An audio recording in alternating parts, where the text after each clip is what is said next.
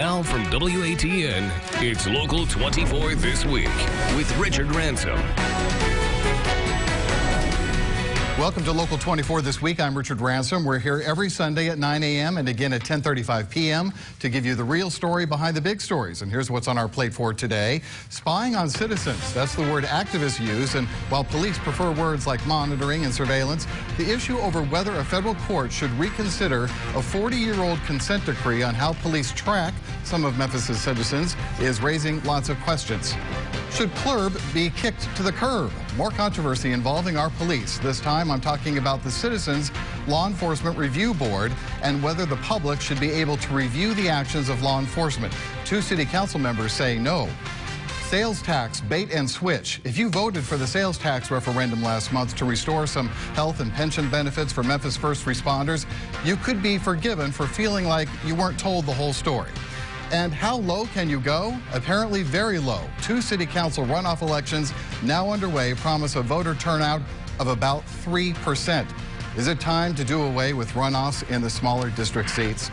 Later in my interview segment, a father and son team that's helping to reshape downtown will be my guests. Billy and Ben Orgel will talk about their past and future efforts to invest and grow the city center. But right now, let me introduce my roundtable. Political consultant Susan Adler-Thorpe with Thorpe Communications is here, as is Local 24 News veteran Mike Matthews and Local 24 political analyst and commentator Mike Matthews. All right, we got a lot to talk about and not much time to talk about it. So we'll get right to it. Let's first talk about the issue of surveillance and this decree that Memphis police and the mayor feel like it's time to revisit this 40-year-old decree because the technology advancing the way it is, they don't have the right to, as it stands right now, the way they interpret it, to really surveil through social media. Even Skycop cams, they say, are not permitted the way the decree is currently written. Otis, what are your take on that? Well, I take a totally different view of this. It'll be interesting to see how Judge John McCullough, federal Judge John McCullough, rules on this.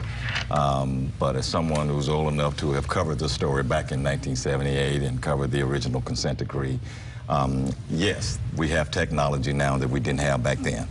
But the consent decree, to me, is pretty specific that the police cannot surveil and use undercover informers for people who are exercising their First Amendment rights and doing lawful things. And to investigate criminal activity, they have a right to do that. They've always had a right to do that. If that's the case, then you couldn't use video from a gas station to investigate a holdup at that gas station. If it's true what the city is saying. Yes, there may have to be some minor tweaks to the consent decree to make it clear that cameras and sky cops are not involved in this consent decree, but I just don't see any need for any wholesale change here because, again, we're talking about lawful activity as opposed to unlawful and potentially criminal activity, and to me it's just clear. Another argument they use is why should our police department be more restricted than other police departments around the country? This is kind of unique to Memphis, Susan. Well, you know, the media has really focused its attention in this story on the city spying on the citizens. And, you know, Otis and I were having the discussion just before we came on the air. I don't really think the city is spending all of its time and the police running around trying to spy on people who are doing lawful deeds. I mean, people who are criminals, they would like to be able to look at them. If I have a Ring doorbell in my house, and if I happen to videotape from my Ring doorbell a criminal act, it's my understanding that the law enforcement cannot use that video because it would be considered by the courts to be spying or surveilling on someone else. Now, and the question is, was it a lawful act? Was it an unlawful act? You know, I don't see anything wrong with going back to the courts, asking the courts to review it, reassess it, and tweaking it where it needs to be made clear that the law enforcement can watch people who they believe are committing unlawful acts. Police have been looking at protesters and videotaping protesters and political fights and political disagreements for decades. I don't see, you know, you're naive if you don't think they do that. They do that, have done that for years all the time. And unfortunately in society today, those who protest often just walk that fine line between legal protest and illegal protest. And how are you going to find out? Well, you got to watch it. You got to watch to see what's going on. I don't want the police to be 20 minutes late, 30 minutes late. Now, are they spying on people? Okay, it's never happened to me, all right? And I just think in a city that's got a shortness of police officers and talks about their shortage of police officers, they got more important things to do than to spy on people who protest here. Should the consent decree be rewritten? Yes, because times have changed. I mean, you just look at the sky cams. I mean, are those legal or are they not? If I'm walking along the street, I could look up at a sky cam and I could say they're spying on me. You know, it has to. The consent decree needs to be made more clear. Why don't you have the final word? We are forgetting what actually happened here, and it wasn't 40 years ago. It was just 2 or 3 years ago when the city government created a watch list based on people that they thought may have been associating with other people and had to be escorted around City Hall. We are forgetting that police officials posed as someone they were not in order to infiltrate the discussions on social media in order to build a list of who were activists. That is out of bounds here. And so there may not be wholesale spying going on in the city, but there have been instances, recent instances, where the police have gone too far in looking at people who were conducting lawful activity according to the consent decree and exercising their constitutional rights, and I think that's a problem. That's all I have to say. We're going to have a judicial change in the decree. Right. That's a guarantee. What's interesting, though, is here you have an issue that we've just been talking about that would empower police if the police get their way. And 2 city councilmen also seem to want to empower police some more, too, by kicking CLRB to the curb, as I said earlier. The Citizens Law Enforcement Review Board, granted, doesn't have a lot of teeth in it now because the state government is taking care of that, taking away subpoena power. But Kemp Conrad and Worth Morgan say the city council can do this just as well. You were talking about this issue earlier this week. Yeah, right? Well, just consider the sources here. Those 2 were against the Citizens Law Enforcement Review Board at the beginning.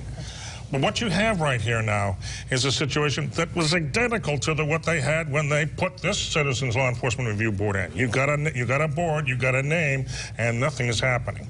Because, not just because of the state law, because you have a police director here who has never followed a single recommendation from the Citizen Law Enforcement Review Board. Has never done it. Because there's no legal, he doesn't have to. He doesn't have to do it. No, it's a toothless dog right now. And either they need to strengthen it up and let the independents do it or just get rid of it entirely, which is pretty much what they've done right now. This thing doesn't exist. And if the city council takes it over, it's not going to exist either. Good point. It does exist basically in name only right now. Only in name only, and it was created just to ease the public trust. That's really what it was. But if the city council would take it over, and I'm going to tell you now, I don't think they're going to do it, what problem does that solve? It solves nothing. I mean, it makes no sense to do it. It would be totally out of place to be on a legislative body if the members of the city council who are part of appointing the members of CLRB don't like who's on CLRB, don't appoint them. They've got that power. Absolutely. So you don't have, citizens, basically what we're saying here, don't have any recourse. And they don't, and that's a shame. Why are you going to have a citizen review board and no citizens on it? This is where I agree with Mike and Susan. I don't want the city council, 13 elected, agenda-grabbing, grandstanding politicians overseeing. Shame on you. I don't want that. Boy, yeah. I just don't want that. The citizens are the ones who are claiming police are overstepping their bounds. So let's have a group of citizens who are carefully chosen. They are capable of doing this. If you're not going to do that, then just scrap the whole thing and let the internal affairs handle it themselves, which I don't like. Well, the people trust their peers far more than they trust elected officials. Right. Leave it be. Okay, we'll leave it there. Got to move along. 2 other issues to talk about in our next segment. One of which is what's being called the sales tax bait and switch, referring to the vote of the to increase the sales tax in October. We'll talk about that right after this.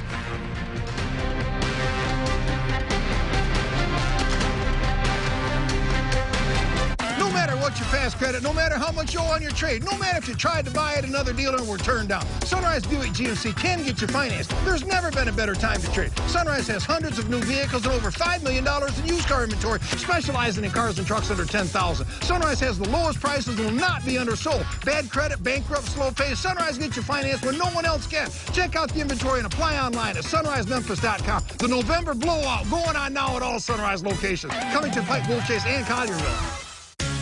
Call 526-2126. We're changing. We're changing. We're changing. Here at Homer Skelton Chrysler Dodge Jeep Ram in Millington, we're changing. Come see us and we'll show you why a bunch of normal guys in the car business changing lives 4 tires at a time.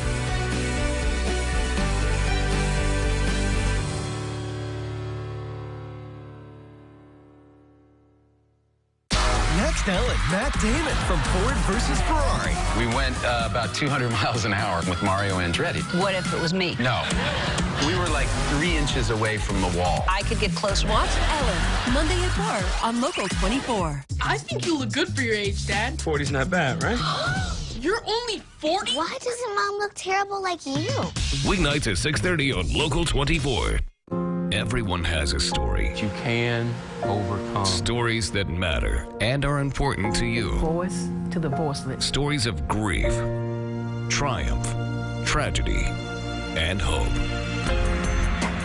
Local 24 News is committed to telling your story, keeping you informed, keeping you safe. Local 24 News with Richard Ransom and Katina Rankin. Telling your story. You're watching Local 24 this week with Richard Ransom. Back with my roundtable to talk about the sales tax referendum now, which voters approved barely back in October. And the way it was sold to the voters was, hey, first responders need some help in restoring the pension and health benefits that were taken away from them years ago. Now we have the mayor coming out this week saying, yeah, but if this happens, we may have 600 first responders suddenly retire, and now we're really in a pinch, completely defeating the purpose and also defeating the argument that the police and fire unions used during their whole campaign, saying that this would help retention. Susan? Well, I think people have to first be aware that if you have 25 years on the police force in Memphis, you can retire with full benefits. You can be 48 years old, 25 years of service, and you're out the door with full benefits. And if you reinstate this health care, it makes it even more appealing to go ahead and take your retirement when you're 48. Because you don't know if they'll be taken away again. Yeah, well, you won't have to have, you'll have that retirement and that health care until you're 65 years old, even in retirement, and for your spouse. So I understand where the mayor is coming from, that it makes retirement a little bit more appealing. But I think what they're doing right now is they're going to follow that ordinance. They're going to have health care. But whether it's going to be this year, next year, and 3 years down the road, giving them time to beef up the police force, just in case they do have some kind of massive kind of retirement, that there is no time limit or no time frame in that ordinance. They can implement it this year or in 10 years from now. Mike, did the mayor owe it to the people to express this concern before the referendum was held? I wonder if some votes may have been changed if they knew that the mayor was concerned that this might lead to a worse problem when it comes to retention of first responders. The mayor never talked about this issue at all. Until after. Yeah, he never talked about this issue at all. You had some city council members talking about it, saying it was wrong, but they never brought up the retirement issue. This thing just popped up all of a sudden. But as Susan said, these guys are going to go anyway. These guys are going to leave anyway, at least a lot of them will. The whole thing about the referendum was not only to help those who are going to retire, but to bring in officers, new officers, saying, look what we offer you. We offer you this, this, and maybe a residency requirement, maybe not, who knows. But we're offering you all this to try to win that battle, to get new officers on board as well. And benefits make a big difference to these guys. So I think that's kind of both things of it. I don't think it's anything to go crazy about. I don't think we're going to see 600 walk out the door in one day. I don't think it's going to happen. Well, then you have the whole issue, Otis, of will the county try to get half of that money, which there's still some talk about that floating around. It is, and of course County Mayor Lee Harris is saying he does not want that to happen. So, and of course Lee Harris and Edmund Ford Jr. don't see eye to eye, so that's all, they are at loggerheads there. I think you both made the point here. we had a one-sided campaign during the campaign on this issue. We had the police union and the firefighters union out there all for it, and except for Edmund Ford Jr. and Kim Conrad, who came into the last minute, there was really no real debate about this. And I do think that the mayor or somebody in city government should have said something about this potential retirement issue before the vote. It might have changed somebody's mind, but who knows? One last question about the October election, and that is the two city council seats, Districts 1 and District 7, which went into a runoff. Best projections are that some 3,600 people will take part based on how the early voting is going. I think we have a graphic put together that explains that the early voting process and the election itself, the runoff election, will cost $300,000. So you divide that by the 3,600 people who show up to vote, and basically that's costing taxpayers more than $83 per vote to get this silly runoff over with. I asked earlier this week, you know, we don't have a runoff for the mayor's seat. We don't have a runoff for half of the city council seats. Why are we still doing this? Is that a fair question? You can take this one first. Absolutely fair question. And frankly, I don't think you're going to get a decent answer out of anybody on that. There should not be these runoffs. I'm not an instant runoff fan. Okay, we've discussed that before. I think that's so complicated that people who voted in the October election would still be in the polling places today, several weeks later, trying to figure out who to vote for on this. But why have any at all? The winner wins. That's it. You go home. I agree with that. I think that let's get rid of all the runoffs, and the one who gets the most votes, it wins. Again, the reason we don't have runoffs in the mayor's race and in these super districts is because a federal judge said that they were discriminatory, but that was back in 1991 when the demographics of Memphis was totally different. Absolutely. So, but yes, I say get rid of them all, because now we do have 3% showing up in the middle of November. And as long as we adhere to having runoffs, I have said it many times on the show, quit complaining about how much it costs to vote. That is our fundamental right. It's the most important right we have, and I don't care what it costs. If that's the law to have a runoff, then let's pay for it. Yeah, but we complain about the cost of the voting machines.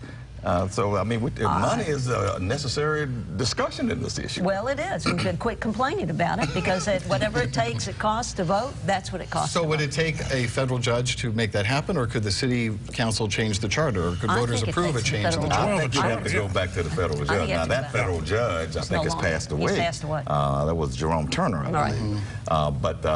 Yeah, it would have to go back to whoever has the case now in federal court. That's the way I see it. Yeah, the charter says right now, it doesn't mention anything about runoffs right now. It mentions IRV, because the voters voted for it twice, so the charter changed. So yeah, you'd have to go back and change the charter, and the court hearing, which is the court case, which is going on right now. They're piling all kinds of papers.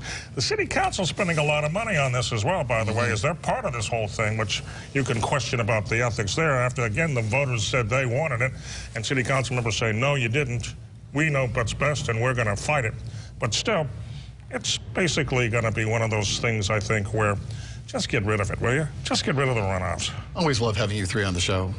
Mike? we agree so much, right? Yes. Yeah, I know. It's so entertaining.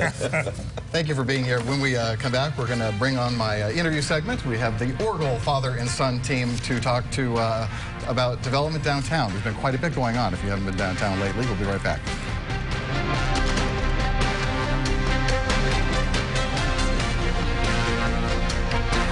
Kick off the holidays with Memphis' newest holiday family tradition.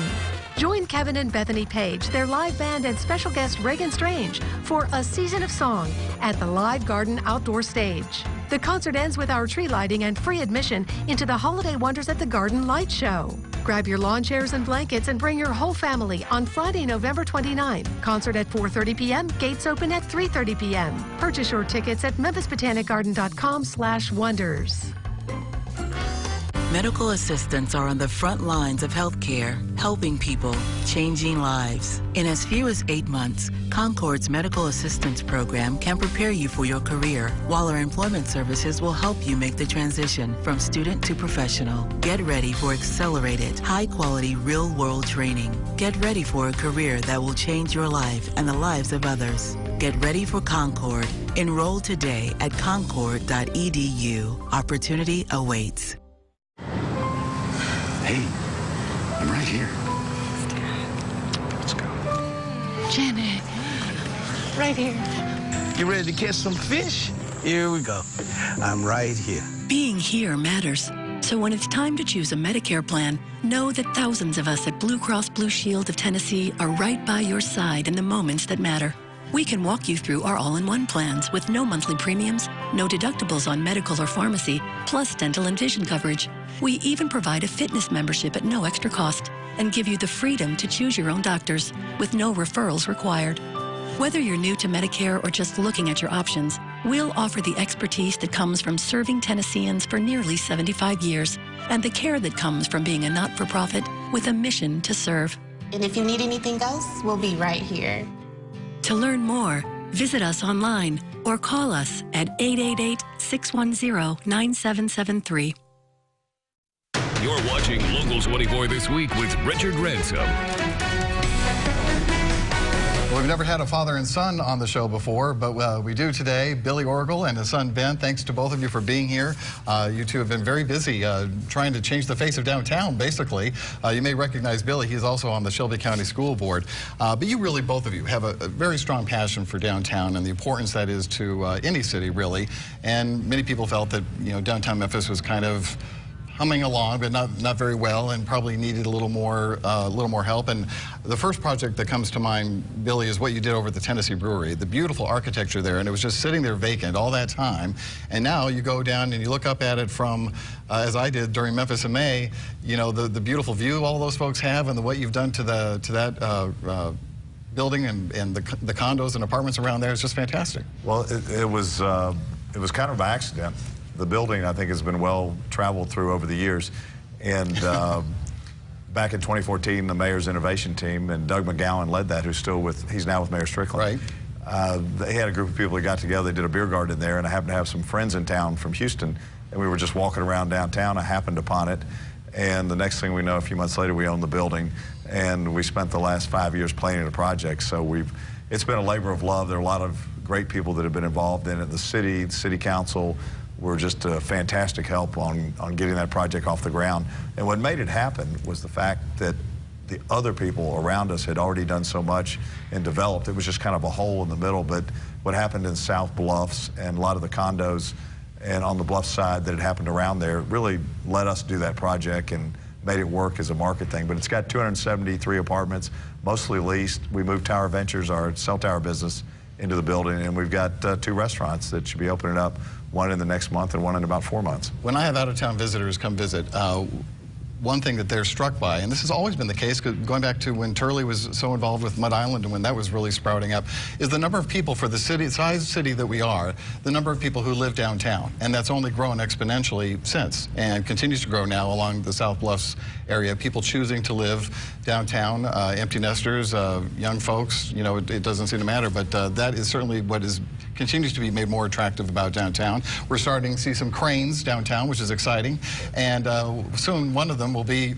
yours, the Clipper project, which is going up right next, I believe we have a graphic, it's going up right next to where the Gibson Guitar Factory was. That's going to be turned into the corporate headquarters for FedEx Logistics. And then you're building how many stories is the building next to it going to be? It's a 320,000 square foot building, and we're working on the plans as we speak. But we've decided how big we want the building to be, and we're working on how we're going to do the parking garage and make sure that you're able to fit such a large Class A building right in downtown, right in the heart of our downtown. A lot of details like that, I'm sure, to work out. In fact, it started right as a 2-tower project, and then you scaled it back to 1, at least for now, and maybe there will be another one at some point? Correct. We wanted to phase this project out, especially with valuable real estate right in the heart of the city. We have the FedEx Logistics moving across the street at the old Gibson Guitar Factory, and we're working, as I said, on a Class A office building right across the street, and we wanted to make sure that we use our real estate to the best of its ability, and we'd like to lease our office building first. Right. And we only have about a minute and a half left, but I want you to talk about this other fascinating project you have going on north of the Pyramid. Oh, it's amazing. And you touched on it earlier, Benjamin, I didn't answer you, but there's 26,000 people, according to Jennifer Oswald and the Downtown Memphis Commission, that live in downtown now, which is unbelievable when you can compare it to major cities. Yeah. and we're up there at the top.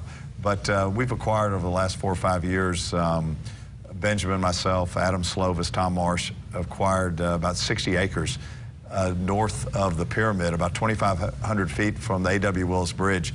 And we're working on our first 2 projects down there. One's going to be a 27,000 square foot event facility, and it's an old refinery building. They made cottonseed oil, or they refined cottonseed oil. And then the other is the old Conwood building, 2 wonderful Memphis families, and later owned by RJR. And they made snuff. Kodiak, I think, was one of their great brands. So we had our consultant go to Nashville. It's been dubbed the Snuff District. It's on the historic register. And we look forward to starting a project. And we also think there's going to be a big announcement on a big user for the building. So the first building's 250,000 square feet. It's an existing adaptive reuse. It's going to have an 80,000 square foot user in part of it, about 110 apartments in the rest. And then right behind that's going to be 300 apartments and a 400 space parking garage, and it's all in the Wolf River Harbor. It's really a snowball effect. It just keeps growing and growing, doesn't it? And other big projects too, like Union Row and One Beale. It's exciting time for downtown, and thanks to you two for your role in helping it happen. Thanks for having us. Thanks for being here. We'll take a break. We'll be right back.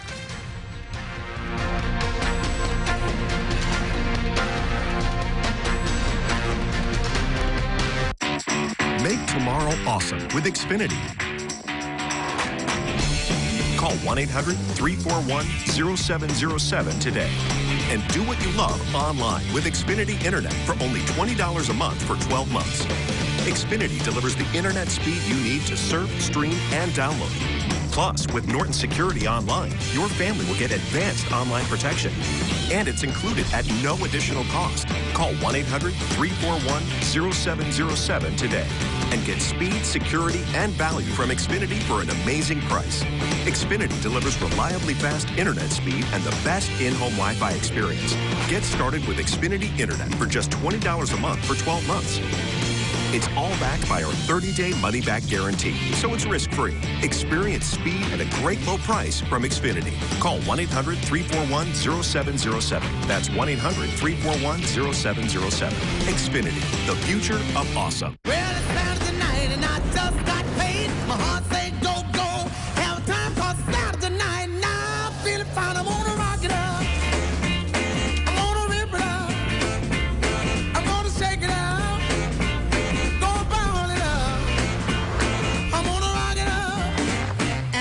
Tonight. The 2019 Ranger. Drive it now with 0 for 60 plus 1,000 bonus cash plus 1,000 Ford credit bonus cash. Only at your local Ford dealer. Monday in a Local 24 exclusive, we explore an alternative therapy treatment that's downright chilly, exposing my body to negative 200 plus degrees Fahrenheit. My teeth are starting to shatter. We find out if cryotherapy really works or if all you'll leave with is an expensive case of frostbite. Join me, Kelsey Cairns, for this bone-chilling experience in Deep Freeze. It's Monday after The Good Doctor on Local 24 News at 10. If you'd like to comment on today's show, my email is rransom@localmemphis.com, rransom@localmemphis.com. My thanks to the Orgles, Billy and Ben, for being here. My thanks to you as well. Hope to see you next time for Local 24 this week.